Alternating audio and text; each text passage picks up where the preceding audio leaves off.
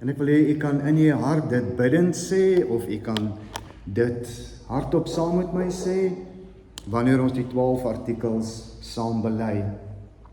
Ek glo in God die Vader, die Almagtige, die Skepper van die hemel en die aarde, en in Jesus Christus, sy eniggebore Seun, ons Here, wat ontvang is van die Heilige Gees, gebore is uit die Maagd Maria, wat gelei het onder Pontius Pilatus, gekruisig is, gesterf het en begrawe is, en ter helle neergedaal het, wat op die 3de dag weer opgestaan het uit die dode, wat opgevaar het na die hemel, en sit aan die regterhand van God, die Almagtige Vader, van waar hy sal kom om te oordeel, die wat nog lewe en die wat reeds gesterf het. Ek glo in die Heilige Gees. Ek glo aan 'n heilige, algemene Christelike kerk, die gemeenskap van die heiliges, die vergewing van sondes, die opstanding van die vlees en 'n ewige lewe. Amen.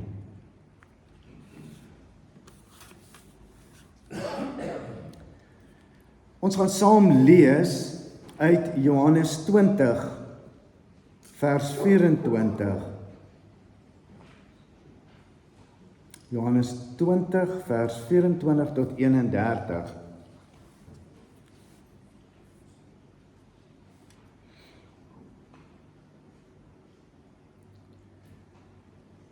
Thomas, wat ook Didymus genoem is, een van die 12, was nie by die disippels toe Jesus gekom het nie.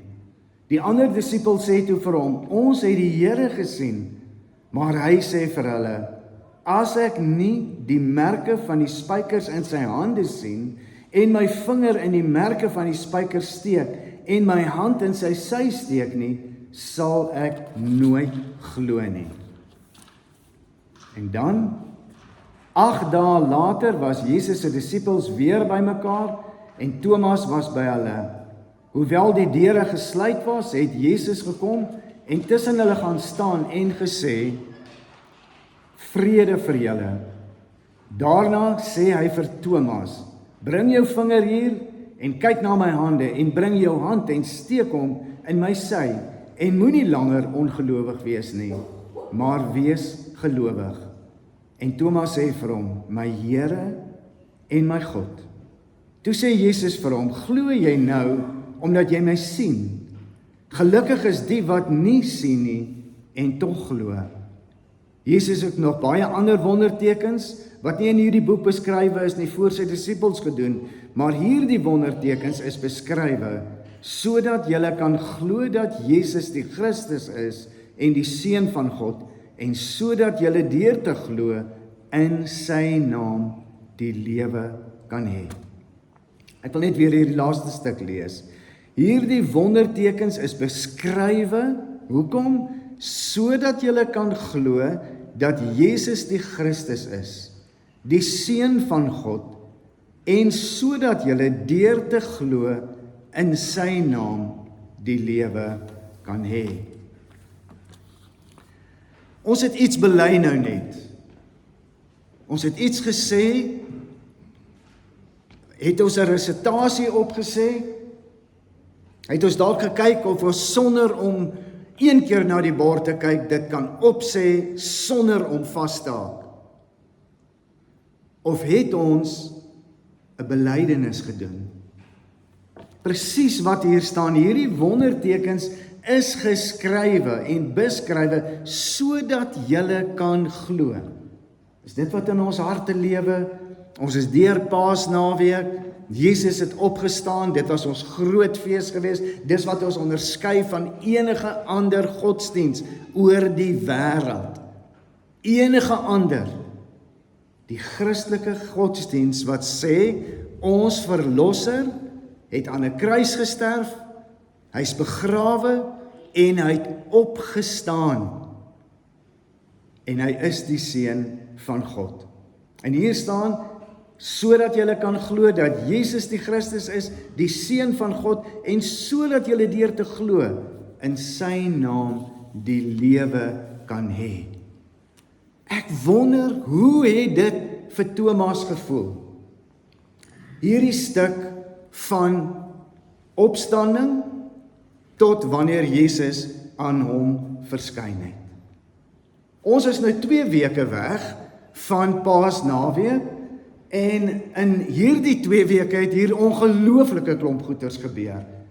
Dit het nie noodwendig lank gevoel nie, maar ek besef 2 weke is verby. En soos jy dit nou al veer, partykeer as 'n mens mos met vakansie is, gaan tyd vinnig verby.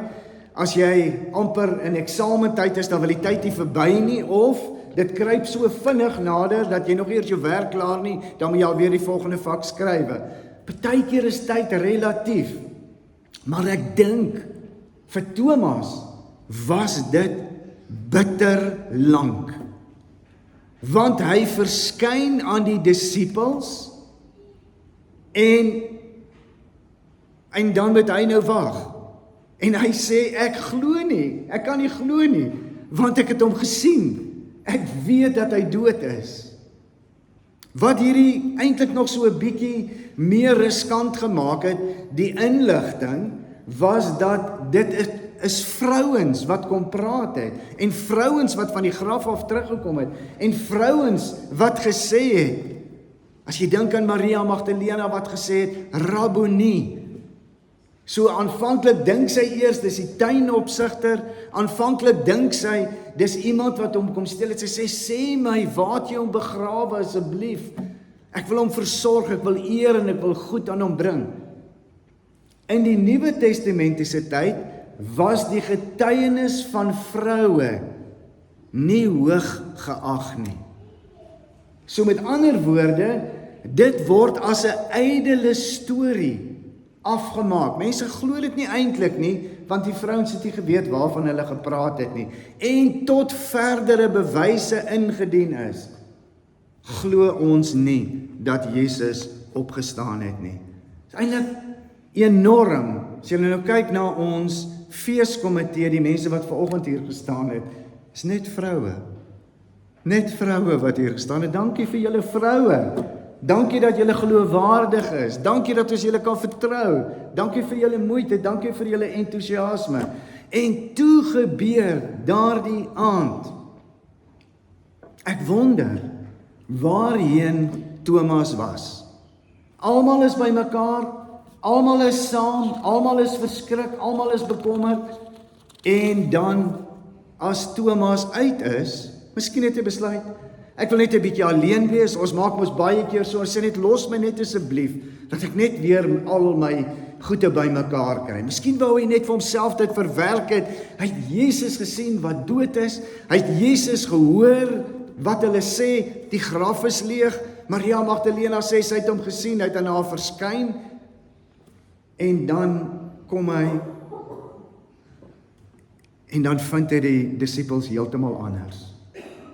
Die disippels wat weggekruip het, die disippels wat onseker was, hierdie disippels sê vir Thomas, ons het die Here Jesus gesien. Ons het die Here gesien. Hy het regtig opgestaan. Dis nie vrouens wat dit sê nie, dis mans wat dit sê, so hy moet dit glo. Hierdie mense wat amper depressief was, is vol blydskap. Hierdie mense wat 'n eentonige lewe gelei het, is veranderde mense. Wat sê die Here leef en hy het aan ons verskyn. Ek kan dink dat Thomas hierdie worsteling binne in hom het en sê, Here, U weet hoe graag wil ek glo. Openbaar U aan my dat ek U kan sien, dat ek kan weet U bestaan. Iemand het eendag geskryf en gesê, miskien sou 'n mens vir die Here kon vra, ons wil eintlik vir God sê, maar as hierdie goeters waarvan hy ons moet oortuig, verander die heelal en skryf in die heelal en sê, ek is God, ek bestaan werklik, sodat 'n mens kan glo. Thomas worstel met hierdie dinge. En ek dink Thomas is nie die enigste en tot vandag toe, ons worstel mos ook. Wanneer daar nie bewyse is nie, wanneer ons nie 100% seker is nie, dan worstel ons, dan wonder ons. Ek kan onthou toe ek op universiteit was, of eintlik op skool was, en die Here in my lewe gekom het. En miskien het ek hom al geken, maar ek het hom net op 'n besonderse manier ervaar. En ek kan onthou, as hulle hierdie liedjie sing, ek wil met heel my wese roep Jesus. Ek wil met my hele wese sê, U is die Seun van God. Wanneer ons daai lied sing, sy vers 2 is, ek wil met heel my wese roep, heilig. En die derde versie sê, prys hom. Ek wil met my hele wese hom prys. As ons daai lied gesing het iets in my hart gebeur, wat trane uit my oë uit laat loop het. En ek het net geweet, hy het opgestaan, hy lewe, hy is my Here. Maria Magdalena sê, wanneer sy vir die tuinier sê my asseblief, waar het julle hom begrawe? Dan sê die tuinier, wat sy mis dink, dis die tuinier, dan sê hy, Maria, en sy sê, Rabboni, my meester. Ewe skielik herken sy hom, ewe skielik is haar hele lewe anderster. As jy dink aan Petrus, hy vra, wat sê die mense, wie is ek? En dan sê elke een iemand anders, party sê Elia, party sê dit, en hy sê, maar wat sê julle, wie sê julle, wie is ek? En dan sê Petrus, U is die Christus, U is die Seun van God. U is dit. En hierdie Petrus wat Jesus verraai het, hierdie Petrus wat hom eintlik verloon het, nie verraai het, hy verloon het, gesê het, ek ken hom, ek weet nie van wie hulle praat het, dis die Petrus wat sy lewe verander het.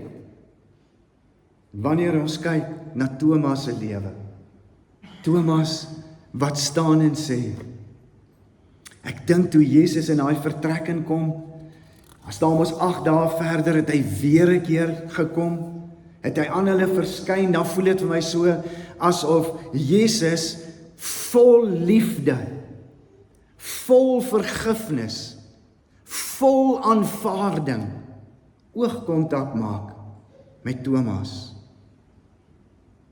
En dan sê hy, kom vat aan my. Kom Thomas, in liefde, nie in oordeel nie, nie in verwyt nie, nie in bewys nie, hy sê net kom net. En al wat Thomas sê, is my Here en my God. Ons leef in 'n wêreld. Ons leef in 'n wêreld wat ons uitdaag soms om dit nie te sê nie. Ons leef in 'n wêreld waar mense eintlik voorhou en sê, het jy regtig opgestaan hier, dis eintlik nie die waarheid nie. Waar kerkmense in debatte gaan oor hierdie, die wêreld en die tempo vra soms van my en jou, glo jy regtig dat Jesus opgestaan het? Glo jy regtig dat hy die weg, die waarheid, die lewe is? Glo jy regtig, my Here, my God? Glo jy regtig, U is die Christus, U is die Seun van God? Het ons oë en ons harte oopgegaan, dat ons sê, Here, U is dit. U is dit. Miskien het ek nog net gister getwyfel, want ons twyfel mos. Hy sê, niks is vir my onmoontlik nie. Hy sê, aan my is gegee al die mag, al die krag. Hy sê, moenie bang wees nie. Hy sê, ek is by jou. Hy sê, ek kom terug. Verseker kom ek terug. En hy sê, beywer jou vir vrede. Beywer jou vir 'n heilige lewe. Doen dit, totdat ek kom. Gemeente, hoe lyk ons vrug? Lyk ons vrug soos Thomas sinne, waarin ons sê, Here, ek het gedink, dis onmoontlik vir U, maar ek besef, dis moontlik vir U. Here, ek het U betwyfel dat alle mag aan U behoort. Ek luister soms, hoe praat ons? Praat ek self? Want ons praat mos maar sonder om te dink wat ons sê. Dit kan nie, dit sal nie. Hierdie wind waai, daai ster lyk so, die maan is so. Ons sê dit vir mekaar. Buig ons voor die almag van God. Buig ons voor die begin en volëinder van ons geloof. Glo ons dit met ons wese as Jesus nou kom. Waartoe gaan jy? Is hierdie stuk waar in jou lewe wat sê? Hierdie wondertekens is beskrywe dat jy kan glo, dat jy kan glo dat Jesus die Christus is, die Seun van God, en sodat jy deur te glo in sy naam sal lewe. Wat verkondig ons as gemeente? Ons sê, dis ons visie, dis ons missie, om 'n betrokke, meelewende, geesvervulde, biddende gemeente te wees. Doen ons dit? Leef ons dit? Moet ons dalk vanoggend sê, Here, ekskuus. Ekskuus, dis vir my moeilik. Tussen geloof en vertroue. Ek sukkel daarmee, Here. Help my om U te vertrou vir dit wat U in U woord sê.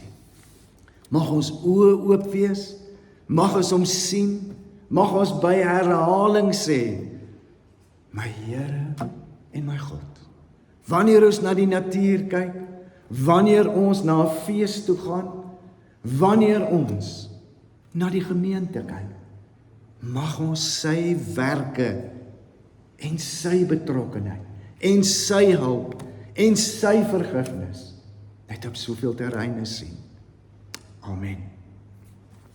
Hemelse Vader, die kern van Thomas se geloof was, U het opgestaan.